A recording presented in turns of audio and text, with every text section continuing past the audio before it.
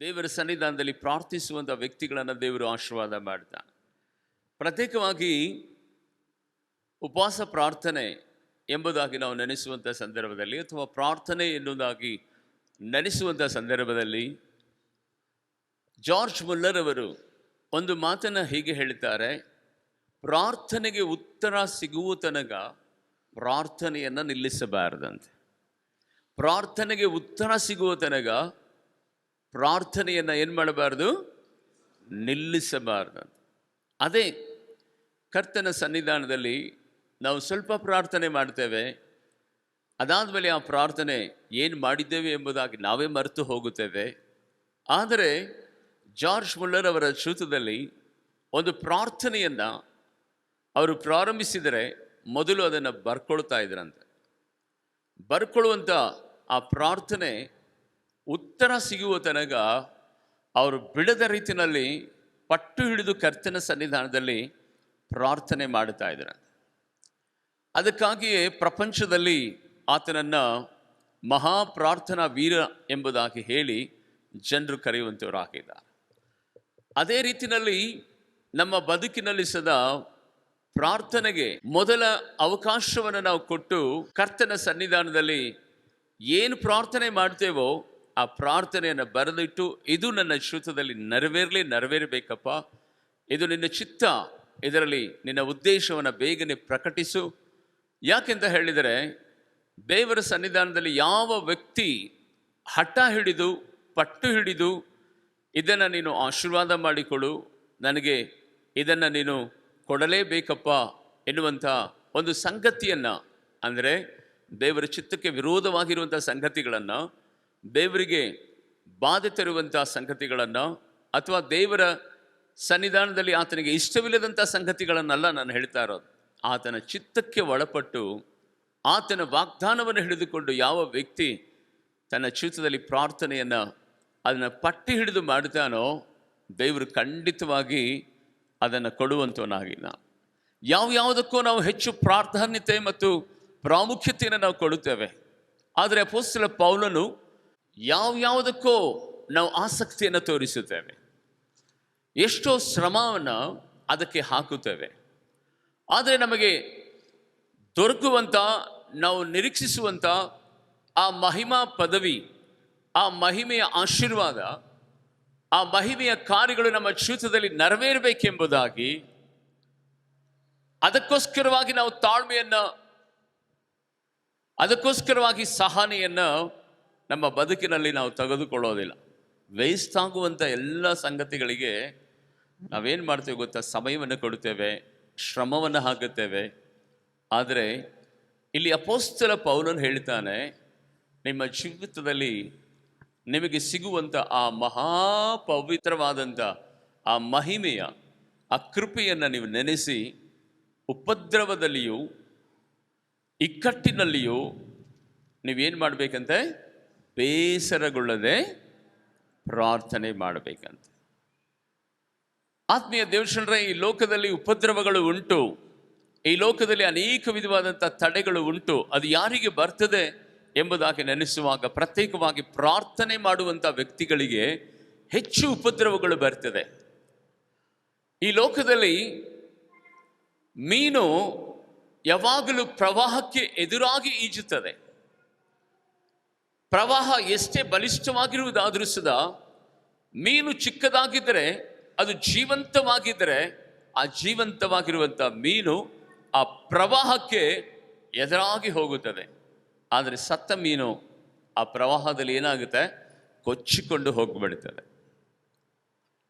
ಕ್ರೈಸ್ತ ಮಕ್ಕಳು ಈ ಲೋಕದಲ್ಲಿ ಸಂಕಟ, ಉಪದ್ರವ, ವೇದನೆ, ಇಕ್ಕಟ್ಟು, ಸಮಸ್ಯೆ ಎನ್ನುವಂಥ ಈ ಮಹಾ ಅಲೆಗಳ ಮಧ್ಯದಲ್ಲಿ ಸಿಕ್ಕಿಕೊಂಡಿರುವುದಾದರೂ ಸದಾ ಜೀವಂತವಾಗಿ ಒಬ್ಬ ಕ್ರೈಸ್ತ ಮಗನನ್ನು ಇರಿಸುವಂಥ ಒಂದು ಸಂಗತಿ ಯಾವುದು ಎಂಬುದಾಗಿ ನೆನೆಸುವಾಗ ಅದು ಪ್ರಾರ್ಥನೆಯಾಗಿರುವಂಥದ್ದಾಗಿದೆ.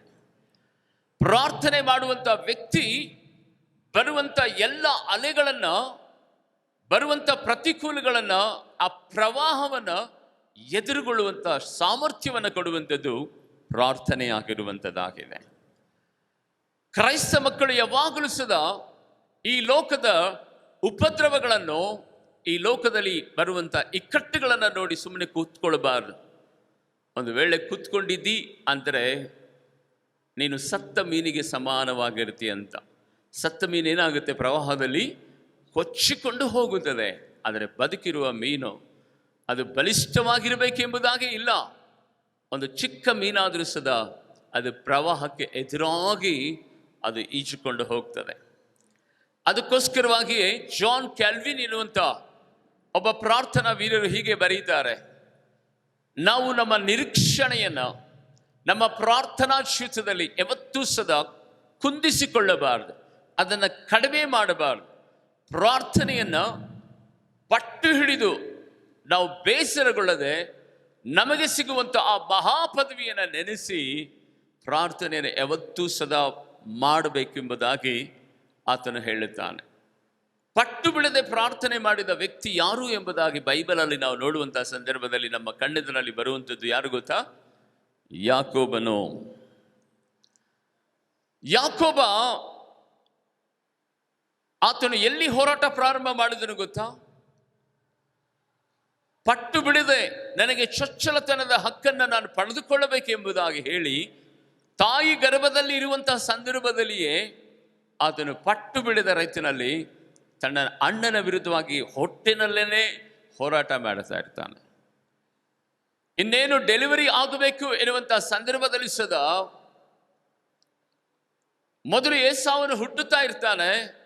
ಈ ಭೂಮಿಗೆ ಬರುತ್ತಿರುವಂತಹ ಸಂದರ್ಭದಲ್ಲಿ ಬೈಬಲಲ್ಲಿ ಬರೆಯಲ್ಪಟ್ಟಿರುವಂತಹ ಸಂಗತಿಯನ್ನು ಗೊತ್ತಾ? ನಾನು ಮೊದಲು ಹೋಗಬೇಕು, ನನಗೆ ಚೊಚ್ಚಲತನದ ಹಕ್ಕು ಬೇಕು ಎಂಬುದಾಗಿ ಏಸಾವನ ಕಾಲನ್ನು ಹಿಡಿದು ತನ್ನ ಕೈಯಿಂದ ಎಳಿತಾ ಇರ್ತಾನಂತ. ಆ ಸಂದರ್ಭದಲ್ಲಿ ದೇವರಾತನಿಗೆ ಹೇಳ್ತಾನೆ, ಇಲ್ಲ ಸ್ವಲ್ಪ ತಾಳ್ಮೆಯಿಂದ ಇರೋ, ಚೊಚ್ಚಲನಾಗಿ ಹುಟ್ಟಬೇಕಾಗಿರುವುದು ಏಸಾವನಾಗಿದ್ದಾನೆ, ನಾನು ನಿನ್ನನ್ನು ಆಶೀರ್ವದಿಸ್ತೇನೆ, ತಾಳ್ಮೆಯಿಂದ ಇರು ಎಂಬುದಾಗಿ ಹೇಳಿದಂಥ ಸಂದರ್ಭದಲ್ಲಿ ತನ್ನ ಅಣ್ಣನ ಕಾಲನ್ನು ಬಿಟ್ಟನಂತೆ. ಅದಕ್ಕೆ ಅವನು ದೊಡ್ಡವನಾಗಿ ಜನಿಸಿದನು. ಅದಾದ ನಂತರ ಪಟ್ಟು ಬಿಡದೆ ಆತನು ಒಂದನ್ನು ಅಪೇಕ್ಷೆ ಪಡ್ತಾನೆ. ಏನು ಗೊತ್ತಾ? ನಾನು ಚೊಚ್ಚಲತನದ ಹಕ್ಕನ್ನು ನಾನೇ ಅನುಭವಿಸಬೇಕು, ಅದು ನನಗೆ ಬಾಧ್ಯತೆಯಾಗಿ ಬರಬೇಕೆಂಬುದಾಗಿ ಎಡೆ ಬಿಡದ 40 ವರ್ಷಗಳ ಕಾಲ ಆತನು ಆ ಚೊಚ್ಚಲತನದ ಹಕ್ಕಿಗೋಸ್ಕರವಾಗಿ ಎಡೆ ಬಿಡದೆ ಪಟ್ಟು ಹಿಡಿದು ಹೋರಾಟ ಮಾಡ್ತಾನೆ. ಹೋರಾಟ ಮಾಡುವಂಥ ಸಂದರ್ಭದಲ್ಲಿ ಒಂದು ದಿನ ಬರ್ತದೆ, ಆತನು ಏನು ನೆನೆಸಿದನೋ ಆ ಚೊಚ್ಚಲತನದ ಹಕ್ಕನ್ನು ಆತನು ಅನುಭವಿಸೋ ತನಕ ಬಿಡಲೇ ಇಲ್ಲಂತೆ. 40 ವರ್ಷಗಳಾದ ನಂತರ ತನ್ನ ತಂದೆಯಾದ ಈಸಾಕನ ಮೂಲಕವಾಗಿ ಮೋಸ ಮಾಡಿ ಆದರೂ ಸರಿ ನಾನು ಈ ಹಕ್ಕನ್ನು ಪಡೆದುಕೊಳ್ಳುತ್ತೇನೆ ಎಂಬುದಾಗಿ ಪಟ್ಟು ಹಿಡಿದು ಆ ಹಕ್ಕನ್ನು ಆತನು ಪಡೆದುಕೊಂಡನು. ಪ್ರೀತಿಯುಳ್ಳ ದೇವಜನರೇ, ಅದಾದ ನಂತರ ಆ ಮನುಷ್ಯನ ಜೀವನ ಚರಿತ್ರೆ ನೋಡುವಾಗ ತನ್ನ ಅಣ್ಣನ ಭಯದಿಂದ ಮನೆ ಬಿಟ್ಟು, ಊರು ಬಿಟ್ಟು, ತಂದೆ ತಾಯಿಗಳನ್ನು ಬಿಟ್ಟು ಓಡಿ ಹೋಗುವಂಥ ಸಂದರ್ಭ ಬರ್ತದೆ. ಆ ಸಂದರ್ಭ ಬಂದಂಥ ಸಂದರ್ಭದಲ್ಲಿ ಆತನು ತನ್ನ ಮಾವನಾಗಿರುವಂಥ ಲಾಬಾನನ ಮನೆಗೆ ಹೋಗುತ್ತಾನೆ. ಹೋದಂಥ ವೇಳೆಯಲ್ಲಿ ಈತನು ಏನು ಮೋಸ ಮಾಡಿದನೋ ಅದಕ್ಕಿಂತ 2 ಪಟ್ಟು ಮೋಸಕ್ಕೆ ಆತನು ಒಳಗಾಗುತ್ತಾನೆ. ಆದರೂ ಪಟ್ಟು ಬಿಡದೆ 14 ವರ್ಷಗಳ ಕಾಲ ಅಲ್ಲಿ ಕೂಲಿ ಕೆಲಸ ಮಾಡ್ತಾನೆ. ಅವನ ಮಾವ ಎಂಥ ಮೋಸಗಾರ ಅಂದರೆ 10 ಸಾರಿ ಅವನ ಸಂಬಳವನ್ನು ಬದಲಾಯಿಸುತ್ತಾನೆ. ಆದರೆ ಆ ಸಂಗತಿಗಳಲ್ಲಿ ಸದಾ ಈತನು ಕುಗ್ಗಿ ಹೋಗೋದಿಲ್ಲ. ಕೊನೆಗಾಗಿ ಇಬ್ಬರು ಹೆಂಡತಿಯರನ್ನು ಮದುವೆಯಾದ ನಂತರ ಮಕ್ಕಳು ಹುಟ್ಟುತ್ತಾರೆ. ದೇವರ ಸನ್ನಿಧಾನದಲ್ಲಿ ಅವನು ಚಿಂತನೆ ಮಾಡ್ತಾನೆ, ಇನ್ನು ಮೇಲೆ ನನ್ನ ಮಾವನಿಗಾಗಿ ನಾನು ದುಡಿಯೋದು ಒಳ್ಳೆಯದಲ್ಲ, ನನಗೂ ಹೆಂಡತಿ ಮಕ್ಕಳಿದ್ದಾರೆ, ಅವರಿಗಾಗಿ ನಾನು ದುಡಿಬೇಕು ಎಂಬುದಾಗಿ ಹೇಳಿ ಪಟ್ಟು ಹಿಡಿದು ಆತನು ದುಡಿಯೋದಕ್ಕೆ ಪ್ರಾರಂಭ ಮಾಡ್ತಾನೆ. ಮಾಡಿದಂಥ ವೇಳೆಯಲ್ಲಿ ಕೇವಲ 6 ವರ್ಷದಲ್ಲಿಯೇ ಲಾಬಾನನ ಲಾಬಾನನಿಗಿಂತಲೂ ದೊಡ್ಡ ಐಶ್ವರ್ಯವಂತರನ್ನಾಗಿ ಮಾರ್ಪಡುತ್ತಾನೆ. ಆತನು ದೊಡ್ಡ ಶ್ರೀಮಂತನಾಗಿ ಮಾರ್ಪಡುತ್ತಾನೆ. 20 ವರ್ಷಗಳ ಕಾಲ ಸುದೀರ್ಘವಾಗಿ ಆ ಸ್ಥಳದಲ್ಲಿ ಇದ್ದ ನಂತರ ತಿರುಗಿ ಆತನು ತನ್ನ ಅಣ್ಣನನ್ನು ಎದುರುಗೊಳ್ಳುವುದಕ್ಕಾಗಿ ತನ್ನ ತಂದೆಯ ಮನೆಯ ಕಡೆಗೆ ತನ್ನ ಕುಟುಂಬ ಮಕ್ಕಳನ್ನು ಕರೆದುಕೊಂಡು ಬರ್ತಾನೆ. ಬಂದಂಥ ಸಂದರ್ಭದಲ್ಲಿ ಹೆಬ್ಬೋಕ್ ಆ ಹೊಳೆಯ ದಡದ ತೀರವನ್ನು ತನ್ನ ಹೆಂಡತಿ ಮಕ್ಕಳಿಗೆ ದಾಟಿಸಿದ ನಂತರ ಕರ್ತನ ಸನ್ನಿಧಾನದಲ್ಲಿ ಆತನು ಪ್ರಾರ್ಥನೆ ಮಾಡೋದಕ್ಕೆ ಪ್ರಾರಂಭ ಮಾಡ್ತಾನೆ. ಆತ್ಮೀಯ ದೇವಜನರೇ, ಹೇಗೆ ಆತನು ಪ್ರಾರ್ಥನೆ ಮಾಡುತ್ತಾನೆ ಎಂಬುದಾಗಿ ನಾವು ನೆನೆಸುವಂಥ ಸಂದರ್ಭದಲ್ಲಿ ಕರ್ತನ ಸನ್ನಿಧಾನದಲ್ಲಿ ಆತನ ಪಾದವನ್ನು ಬಿಗಿದಪ್ಪಿಕೊಂಡು ಹೀಗೆ ಹೇಳ್ತಾನೆ, ದೇವಾ, ನೀನು ನನ್ನನ್ನು ಆಶೀರ್ವದಿಸದ ಹೊರತು ನಾನು ನಿನ್ನ ಪಾದವನ್ನು ಬಿಡೋದಿಲ್ಲ ಎಂಬುದಾಗಿ. ನೀನು ನನ್ನ ಆಶೀರ್ವದಿಸದ ಹೊರತು ನಿನ್ನ ಪಾದವನ್ನು ನಾನು ಬಿಡೋದಿಲ್ಲ ಎಂಬುದಾಗಿ. ಪ್ರೀತಿಯುಳ್ಳ ದೇವಜನರೇ, ಆತನು ತನ್ನ ಚೊಚ್ಚಲತನದ ಹಕ್ಕನ್ನು ತೆಗೆದುಕೊಳ್ಳೋದಕ್ಕಾಗಿ ಪಟ್ಟು ಬಿಡದೆ ಆತನು ಪ್ರಯತ್ನ ಪಡ್ತಾನೆ. ಮದುವೆಯಾದ ನಂತರ 14 ವರ್ಷಗಳ ಕಾಲ ಬಿಟ್ಟಿ ಕೆಲಸ ಮಾಡ್ತಾನೆ. ಪಟ್ಟು ಬಿಡದೆ 6 ವರ್ಷಗಳಲ್ಲಿ ಯಾರ ಮನೆಯಲ್ಲಿ ಕೂಲಿಗಿದ್ದನೋ ಅವನಿಗಿಂತಲೂ ಶ್ರೀಮಂತನಾಗಿ ಮಾರ್ಪಡ್ತಾನೆ. ಇದೆಲ್ಲ ನಿಜವಾದ ಆಶೀರ್ವಾದವಲ್ಲ. ನಿಜವಾದಂಥ ಆಶೀರ್ವಾದ ನನಗೆ ದೇವರಿಂದಲೇ ದೊರಕಬೇಕು, ಈ ಲೌಕಿಕವಾದಂಥ ಆಶೀರ್ವಾದ ನನಗೆ ಬೇಡ ಎಂಬುದಾಗಿ ಹೇಳಿ ಹೆಬ್ಬೋಕ್ ಹೊಳೆಯ ದಡದಲ್ಲಿ ಆತನು ಪ್ರಾರ್ಥನೆಯನ್ನು ಪ್ರಾರಂಭ ಮಾಡ್ತಾನೆ. ರಾತ್ರಿಯೆಲ್ಲ ಹೋರಾಡ್ತಾನೆ ಕರ್ತನ ಪಾದವನ್ನು ಹಿಡಿದುಕೊಂಡು. ಆ ಸಂದರ್ಭದಲ್ಲಿ ಉದಯ ಅಸ್ತಮಾನ ಆಗುವಂಥ ವೇಳೆಯಲ್ಲಿ ದೇವರು ಹೇಳ್ತಾನೆ, ಇಗೋ ನನ್ನ ಪಾದವನ್ನು ಬಿಟ್ಟು ಬಿಡು, ನನ್ನನ್ನು ಬಿಟ್ಟು ಬಿಡು. ಇಲ್ಲ, ನೀನು ಇವತ್ತು ನನ್ನನ್ನು ಆಶೀರ್ವದಿಸಬೇಕು. ಆಶೀರ್ವದಿಸದ ಹೊರತು ನಾನು ನಿನ್ನ ಪಾದವನ್ನು ಬಿಡೋದಿಲ್ಲ. ಇಲ್ಲ ಇಲ್ಲ, ನನಗೆ ಸಮಯ ಇಲ್ಲ, ಬೆಳಕು ಮೂಡುತ್ತಾ ಇದೆ, ನಾನು ಹೋಗಬೇಕು ಎಂಬುದಾಗಿ ಹೇಳುವಂಥ ಸಂದರ್ಭದಲ್ಲಿ ಆತನು ಪಟ್ಟು ಬಿಡದೆ ಆತನ ಕಾಲನ್ನು ಹಿಡಿದುಕೊಂಡು ಪ್ರಾರ್ಥನೆ ಮಾಡ್ತಾನೆ, ದೇವ, ನನ್ನನ್ನು ನೀನು ಆಶೀರ್ವದಿಸಬೇಕೆಂಬುದಾಗಿ ಹೇಳುವಾಗ ದೇವರಿಗೆ ಕೋಪ ಬರ್ತದೆ. ತಾಯಿ ಗರ್ಭದಲ್ಲಿ ಸದಾ ಇದೇ ಹಠವನ್ನು ಮಾಡದೆ ತನ್ನ ಚೊಚ್ಚಲತನದ ಹಕ್ಕನ್ನು ನೀನು ಪಡೆದುಕೊಳ್ಳಬೇಕೆಂಬುದಾಗಿ 40 ವರ್ಷಗಳ ನಂತರ ನಿನ್ನ ಅಣ್ಣನನ್ನು ಮೋಸ ಮಾಡಿ ನೀನು ಚೊಚ್ಚಲತನದ ಹಕ್ಕನ್ನು ತೆಗೆದುಕೊಂಡೆ. ಅದಾದ ನಂತರ ನೀನು ಹಠ ಹಿಡಿದು ದೊಡ್ಡ ಶ್ರೀಮಂತರನಾಗಿ ನೀನು ಆದೆ. ಆದರೆ ಇವತ್ತು ನಾನು ನಿನಗೆ ಹೊಡಿಲೇಬೇಕು, ಇಷ್ಟು ಹಠ ಮಾಡ್ತೀಯಲ್ಲ ಅಂತ ಹೇಳಿ ದೇವರೇನು ಮಾಡ್ತಾರೆ ಗೊತ್ತಾ? ಆತನ ಕಾಲಿನ ಮೇಲೆ ತೊಡೆಯ ಸಂದಿಯ ಕೀಲನ್ನು ಮುರಿದು ಬಿಡ್ತಾರೆ.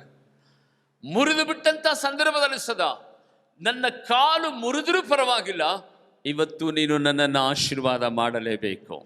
ಹಲ್ಲೆಲೂಯ. ಈ ತೊಡೆಯ ಕಾಲಿನ ಕೀಲು ಮುರಿದರೂ ಪರವಾಗಿಲ್ಲ, ಇವತ್ತು ನನ್ನನ್ನು ನೀನೇನು ಮಾಡಬೇಕು? ಗಟ್ಟಿಯಾಗಿ ಹೇಳಬೇಕು. ಏನು ಮಾಡಬೇಕು? ಆಶೀರ್ವಾದ ಮಾಡದ ಹೊರತು ನಾನು ನಿನ್ನನ್ನು ಬಿಡುವುದಿಲ್ಲ ಎಂಬುದಾಗಿ ಹೇಳಿ ಪಟ್ಟು ಹಿಡಿದು ಪ್ರಾರ್ಥನೆ ಮಾಡ್ತಾನೆ. ಕೊನೆಯದಾಗಿ ದೇವರು ಆತನಿಗೊಂದು ಪ್ರಶ್ನೆ ಕೇಳ್ತಾನೆ, ನೀನು ಯಾರು ಎಂಬುದಾಗಿ. ಆತನು ಸತ್ಯ ಹೇಳ್ತಾನೆ, ನಾನು ಯಾಕೋಬನು ಅಂತ. ದೇವರು ಅವಾಗ ಆತನಿಗೆ ಆಶೀರ್ವಾದ ಮಾಡಿ ಹೀಗೆ ಹೇಳ್ತಾನೆ, ಇನ್ನು ನೀನು ಯಾಕೋಬನು ಎನಿಸಿಕೊಳ್ಳೋದಿಲ್ಲ, ನೀನು ಇಸ್ರಾಯೇಲ್ ಎಂಬುದಾಗಿ ಅನಿಸಿಕೊಳ್ಳುತ್ತಿ ಎಂಬುದಾಗಿ. ಇದೇ ಪಟ್ಟು ಬಿಡದಂಥ ಪ್ರಾರ್ಥನೆ, ಬೇಸರಗೊಳ್ಳದೆ ಮಾಡುವಂಥ ಪ್ರಾರ್ಥನೆ, ಉಪದ್ರವದಲ್ಲಿಯೂ ಸದಾ ಮಾಡುವಂಥ ಪ್ರಾರ್ಥನೆ, ತಡೆಗಳ ಮಧ್ಯದಲ್ಲಿ ಸದಾ ಮಾಡುವಂಥ ಪ್ರಾರ್ಥನೆ.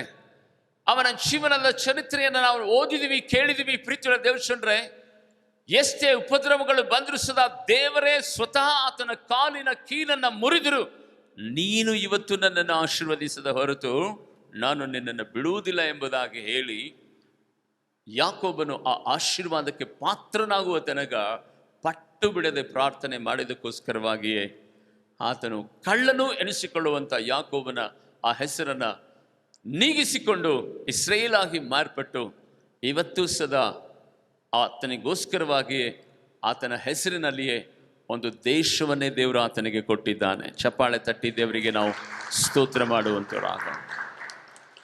12 ಕುಲಗಳನ್ನು ದೇವರು ಆತನ ಮೂಲಕವಾಗಿ ಎಬ್ಬರಿಸಿದ್ದಾನೆ.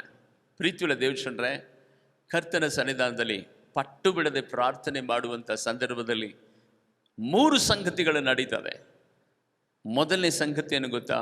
ನಾವು ಏನು ಇಷ್ಟಪಡುತ್ತೇವೋ ಆ ಸಂಗತಿಗಳನ್ನು ದೇವರ ಚಿತ್ತದ ಅನುಸಾರವಾಗಿ ಒಂದಲ್ಲ ಒಂದು ದಿನ ನೆರವೇರಿಸುತ್ತಾನೆ. ಎಲ್ಲಿ ನಮಗೆ ಭಯ ಬಂತೋ, ಎಲ್ಲಿ ನಾವು ಹೆದರಿಕೆಯಿಂದ ಓಡಿ ಹೋಗಿದ್ದೇವೋ ಅದೇ ಸ್ಥಳದಲ್ಲಿ ತಿರುಗಿ ಬರುವ ಹಾಗೆ ದೇವರು ಸ್ಥಿರಪಡಿಸುವಂಥವನಾಗಿದ್ದಾನೆ. 3ನೇ ಸಂಗತಿ ಏನು ಗೊತ್ತಾ? ನನ್ನ ನಿನ್ನ ಜೀವಿತದಲ್ಲಿ ನಾವು ದೇವರ ಸನ್ನಿಧಾನದಲ್ಲಿ ಪಟ್ಟು ಬಿಡದೆ ಪ್ರಾರ್ಥನೆ ಮಾಡಿದರೆ ನಮ್ಮ ಸಂತಾನವನ್ನು, ನಮ್ಮ ತಲೆಮಾರುಗಳನ್ನು ದೇವರು ಸ್ಥಿರಪಡಿಸಿ ಆಶೀರ್ವಾದ ಮಾಡುವಂತವನಾಗೆ ನಾನು. ಒಂದು ಸ್ವಲ್ಪತ್ತು ಪ್ರಾರ್ಥನೆ ಮಾಡ್ತೇವೆ, ಕಣ್ಣು ತೆರೆದು ನೋಡುತ್ತೇವೆ, ಇನ್ಯಾರು ಪ್ರಾರ್ಥನೆ ಮಾಡ್ತಾ ಇದ್ದಾರೆ ಎಂಬುದಾಗಿ ಆ ಕಡೆ ಈ ಕಡೆ ನೋಡುತ್ತೇವೆ. ಈಗ ಯಾರು ಬಂದರು ಎಂಬುದಾಗಿ ನಮ್ಮ ಮನಸ್ಸು ಆ ಕಡೆ ಡೈವರ್ಟ್ ಮಾಡಿಬಿಡ್ತೇವೆ. ಉಪವಾಸ ಪ್ರಾರ್ಥನೆ ಎಂಬುದಾಗಿ ನೆನೆಸುವಂತಹ ಸಂದರ್ಭದಲ್ಲಿ ನಮ್ಮ ಆತ್ಮ, ನಮ್ಮ ಪ್ರಾಣ, ನಮ್ಮ ಶರೀರ, ನಮ್ಮ ಮನಸ್ಸು ಯಾವ ಉದ್ದೇಶಕ್ಕೋಸ್ಕರವಾಗಿ ದೇವರು ಆತನ ಸನ್ನಿಧಾನದಲ್ಲಿ ನಿನ್ನನ್ನು ಕರ್ಕೊಂಡು ಬಂದಿದ್ದಾನೋ, ಯಾವ ವಿಧವಾದ ಕಷ್ಟ, ತಡೆಗಳು, ಯಾವ ವಿಧವಾದಂತಹ ಹಿಂಸೆ, ಹೋರಾಟ ನಿನ್ನ ಬದುಕಿನಲ್ಲಿ ಇದೆಯೋ ಆ ಸಂಗತಿಗಳನ್ನು ದೇವ, ಇಗೋ ನಿನ್ನ ಆಲಯದಲ್ಲಿ ನಾನು ಬರ್ತಾ ಇದ್ದೇನೆ, ನಿನ್ನ ಸನ್ನಿಧಾನದಲ್ಲಿ ನಾನು ಮೊಣಕಾಲು ಇರುತ್ತೇನೆ, ನಿನ್ನ ಮುಖವನ್ನು ನಾನು ನೋಡುತ್ತೇನೆ, ಇವತ್ತು ನೀನು ನನ್ನನ್ನು ಆಶೀರ್ವದಿಸದ ಹೊರತು ನಾನು ನಿನ್ನನ್ನು ಬಿಡೋದೇ ಇಲ್ಲ ಎಂಬುದಾಗಿ ಯಾರು ಪಟ್ಟು ಹಿಡಿದು ಕರ್ತನ ಸನ್ನಿಧಾನದಲ್ಲಿ ಇವತ್ತು ನೀವು ಪ್ರಾರ್ಥನೆ ಮಾಡುತ್ತಲೇ ಇರುತ್ತೀರೋ, ಖಂಡಿತವಾಗಿಯೂ ದೇವಾದಿ ದೇವನ ನಿಮ್ಮ ಪ್ರಾರ್ಥನೆಗಳಿಗೆ ಪ್ರತ್ಯುತ್ತರವನ್ನು ಕೊಟ್ಟು ಯಾಕೋಬನನ್ನ ಇಸ್ರಾಯೇಲನಾಗಿ ಮಾರ್ಪಡಿಸಿದಂಥ ಆ ದೇವಾದಿ ದೇವನು ಇವತ್ತು ನಿನ್ನ ಬದುಕಿನಲ್ಲಿ ಜನರು ನಿನ್ನ ವಿಷಯದಲ್ಲಿ ಇವರು ಸರಿ ಇಲ್ಲ, ಇವರು ಒಳ್ಳೆಯವರಲ್ಲ, ಇವರು ಇಂಥವರು ಎಂಬುದಾಗಿ ಬೆಟ್ಟು ತೋರಿಸಿ ನಿನ್ನನ್ನು ನಿಂದಿಸಿ ಅಪಹಾಸ್ಯ ಮಾಡಿದಂಥ ಅವರೇ ಹೇಳ್ತಾರೆ, ಇವರು ದೊಡ್ಡ ಆಶೀರ್ವಾದಕ್ಕೆ ಪಾತ್ರರಾಗಿರುವಂಥವರು, ಇವರು ದೇವರ ಮಕ್ಕಳು, ಇವರು ದೇವರಿಂದಲೇ ಪ್ರತ್ಯೇಕಿಸಲ್ಪಟ್ಟವರು, ದೇವರಿಂದಲೇ ಆಶೀರ್ವದಿಸಲ್ಪಟ್ಟವರು ಎಂಬುದಾಗಿ. ಪ್ರೀತಿಯ ದೇವಚಂದ್ರೆ, ಅದಕ್ಕಾಗಿಯೇ ಜಾರ್ಜ್ ಮುಲ್ಲರ್ ಅವರು ಹೇಳುವಂತಹ ಸಂಗತಿಯನ್ನು ಗೊತ್ತಾ, ಆತನ ಜೀವಿತದಲ್ಲಿ ಆತನು ಬರೆದಿಟ್ಟಂಥ ಪ್ರತಿಯೊಂದು ಪ್ರಾರ್ಥನೆಗಳನ್ನು ದೇವರು ನೆರವೇರಿಸಿದನು. ಆದರೆ ಕೊನೆಯದಾಗಿ ಒಂದು ಪ್ರಾರ್ಥನೆ ನೆರವೇರಿಸಲಿಲ್ಲ. ಆ ಪ್ರಾರ್ಥನೆ ಯಾಕಪ್ಪ ದೇವ ನೆರವೇರಲಿಲ್ಲ ಎಂಬುದಾಗಿ ಹೇಳುತ್ತಲೇ ತನ್ನ ಆತ್ಮವನ್ನು ದೇವರ ಕೈನಲ್ಲಿ ಒಪ್ಪಿಸಿಕೊಡ್ತಾರೆ. ಆ ಪ್ರಾರ್ಥನೆ ಏನು ಗೊತ್ತಾ, ಆತನಿಗೊಬ್ಬ ಸ್ನೇಹಿತ ಇರ್ತಾನೆ, ಆ ಸ್ನೇಹಿತನಿಗೆ ಬಹಳ ದಿನದಿಂದ ಶುಭ ವಾರ್ತೆ ಹೇಳ್ತಾ ಇರ್ತಾರೆ. ಆದರೆ ಅವನು ದೇವ್ರ ಕಡೆಗೆ ಬರೋದಕ್ಕೆ ಮನಸ್ಸು ಮಾಡೋದಿಲ್ಲ.